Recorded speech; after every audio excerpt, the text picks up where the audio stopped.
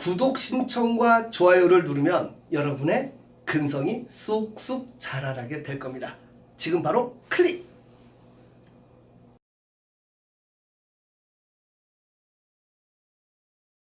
근성을 통해서 여러분의 수학과 인생을 바꿔드리는 나트의 수학 선생님입니다.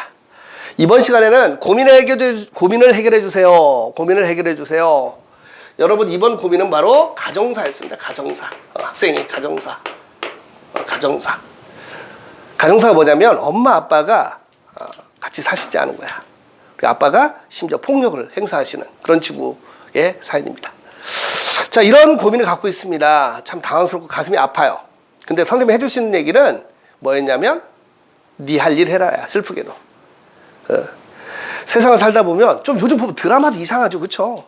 뭐 어떤 드라마든 기본적으로 뭐 불륜 이런 게 많아요. 아침 드라마 특히 더 그렇죠. 그러면서 너무 이상한 일들이 벌어지고 있어. 너무 이제 뭐랄까, 뭐 이혼도 선택이다, 이혼도 뭐 이렇다 이런 얘기들이 많이 옵니다.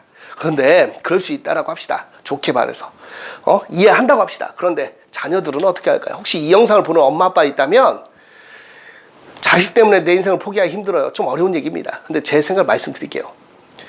그 친구의 고민은 뭐냐면 제가 어떻게 할까요? 하면서 자신에 대한 존중이나 이런 건 완전히 사라졌고 살기 싫대요. 여러분도 그런 비슷한 친구가 있을 수 있어요. 부모님이 헤어졌어. 그럼 자, 부모의 입장에서는 가능하면 헤어지지 않고 행복하게 사는 게 최고일 겁니다. 그게 최고야. 근데 자식의 입장이라면 이미 벌어진 일이야. 그럼 어떻게 해야 될까? 내가 자식의 입장이라면. 물론 선생님은 겪어보지 않으셨잖아요. 비슷한 일 많이 겪죠. 아이들이 가장 힘든 게 뭐죠? 부모의 부부싸움입니다. 부모의 부부싸움은 전쟁터의 소음과도 같대요.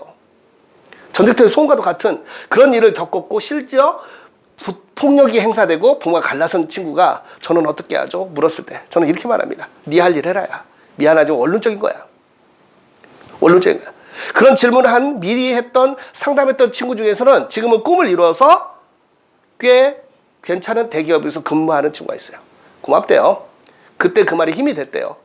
맞아요. 내가 바꿀 수 없잖아. 물론 여러분이 부모님을 화해시켜서 마치 동화처럼 엄마 아빠가 하하호호 웃으면서 우리 다시 행복하게 살자라고 하면 좋겠지만 그런 일은 드물어요.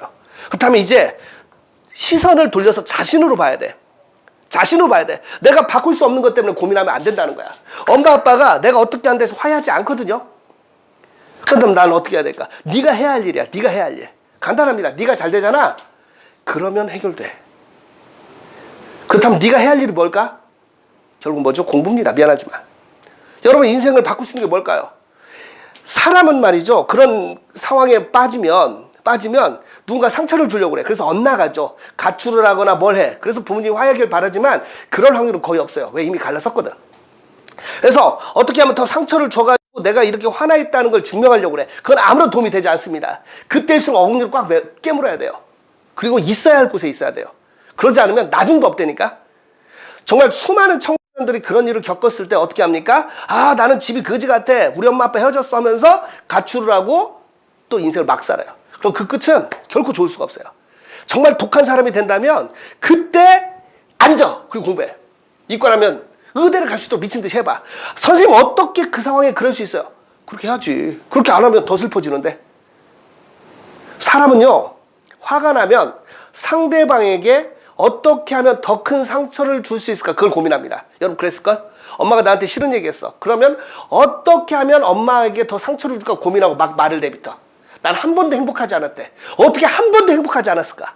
그런 일 없거든. 근데 그게 인간이야. 근데 그 말은 결국 어떻게 됩니까? 자신에게 돌아와. 남녀가 헤어질 때도 마찬가지야. 널 만난 뒤로 행복한 적이 없었어. 그럼 왜 만나? 근데 사실 좋을 때도 많았거든요. 여러분 부모님들하고 좋을 때도 있었을 거야. 적어도 한 번쯤은. 그런데 그때 되면 상처를 주려고 그래. 그래서 어떻게 하면 더 큰 상처를 줄까 하고 말을 내뱉거나 행동을 해. 그 끝은 파멸이라는 거야. 죄송하지만 부모님이 싸웠어요. 제가 어떻게 할까요? 일단 부모님 말합니다. 가능하면 가급적이면 자식 생각에서라도 화목하세요. 어차피 다 갑니다. 맞죠? 근데 그게 아니라면 학생이라면 넌 결국 책상에 앉아야 돼. 기후작습법에 그 성적 올려야 돼. 그래서 네가 잘 되잖아. 그럼 나중에 화목해져. 그걸 나는 목격했어요. 학생들 사례에서. 뭔지 알아요? 결국 원론적인 얘기가 될 수밖에 없어요. 여러분이 해야 할 일을 해야 된다는 거야. 자극적인 얘기로 가서 뭐 어떻게 할 거야? 아니죠. 해야 할 일을 해. 그것이 옳다라는 겁니다. 쉽지 않죠. 쉽지 않죠. 온 정신이 그쪽으로 빠져들어가면서 파괴적인 걸로 가고 싶을 거야. 그때 마법의 단어 스톱 외치고 여러분 해야 할 일을 하세요. 그리고 희망을 가지세요. 이 길 끝에는 분명히 좋은 날이 올 것이다. 이 길 끝에는 분명히 터널이, 밝은 빛이 기다릴 것이다. 이렇게 가면 나아져요. 원론적인 얘기지만 그러면서 힘을 얻자고요. 우리는 근성의 동료예요. 온통 세상이 자극적이고 또 사람을 괴롭히고 이런 것들이 판을 치고 있습니다. 근데 나티베아 동료들은 해야 할 일을 하면서 점점 더 나은 세상을 한번 만들어 보자고요. 그렇게 한번 해봅시다. 하시겠죠? 근성.